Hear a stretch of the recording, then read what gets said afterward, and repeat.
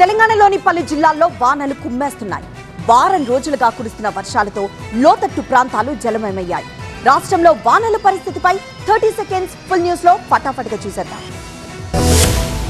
తెలుగు రాష్ట్రాల్లో భారీ వర్షాలు దంచికొడుతున్నాయి. బంగాళాఖాతంలో ఏర్పడిన అల్పపీడనం అరేబియా సముద్రంలోని ఒక డిప్రెషన్ ప్రభావంతో మరో 3 రోజుల వరకు వర్షాలు కురుస్తాయని వాతావరణ శాఖ తెలిపింది. ఉత్తర బంగాళాఖాతంలో ఏర్పడిన అల్పపీడనం కారణంగా మోస్తారు నుంచి భారీ వర్షాలు కురుస్తాయని, గంటకు 30 నుంచి 40 కిలోమీటర్ల వేగంతో ఈదురుగాలులు వీస్తాయని ఐఎండీ తెలిపింది. జిల్లాల నుంచి వచ్చిన రిపోర్టుల ప్రకారం లోయర్ మానేరు డ్యాం వద్ద చేపలు పట్టడానికి వెళ్లిన 2 వ్యక్తులు భారీ నీటి ప్రవాహంలో కొట్టుకుపోయారు. పోలీసుల సమాచారం ప్రకారం కరీంనగర్కు చెందిన వ్యక్తులుగా గుర్తించారు. రిజ్వాన్ అనే వ్యక్తి డ్యాం లో జారి పడిపోగా అతన్ని కాపాడేందుకు ఫిరోజ్ నీటిలో దూకాడు.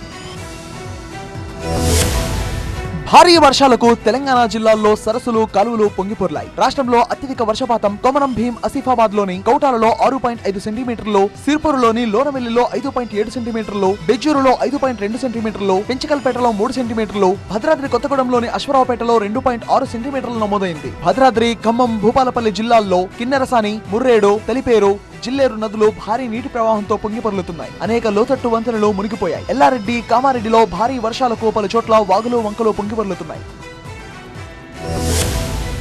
తెలంగాణలో ములుగు, ఆదిలాబాద్, కొమరం భీం, ఆసిఫాబాద్ జిల్లాలు భారీ వర్షాలతో అతలాకుతలమయ్యాయి. ములుగు జిల్లా వెంకటాపురంలో 255 మిల్లీమీటర్లు, ఆదిలాబాద్ బెజ్జూరులో 237 మిల్లీమీటర్లు, కొమరం భీం, ఆసిఫాబాద్ లో 230 మిల్లీమీటర్ల వర్షపాతం నమోదైంది. భారత వాతావరణ శాఖ 3 జిల్లాలకు రెడ్ అలర్ట్ జారీ చేసింది. ములుగులో 2 చిన్న కాలువలు కట్టుతెగడంతో వరద నీరు గ్రామాల్లోకి చేరింది. ఆదిలాబాద్ లో విద్యుత్ సరఫరా అంతరాయం ఏర్పడింది. కొన్ని ప్రాంతాల్లో రవాణా సేవలు నిలిచిపోయాయి. భారీ వర్షాలతో నిర్మల్ జిల్లాలోని వాగులు పొంగిపొర్లుతున్నాయి. తానూరు మండలంలోని జురీబీ వెళ్లే మార్గంలో వాగు ఉధృతంగా ప్రవహిస్తుండటంతో పలు గ్రామాలకు రాకపోకలు నిలిచిపోయాయి.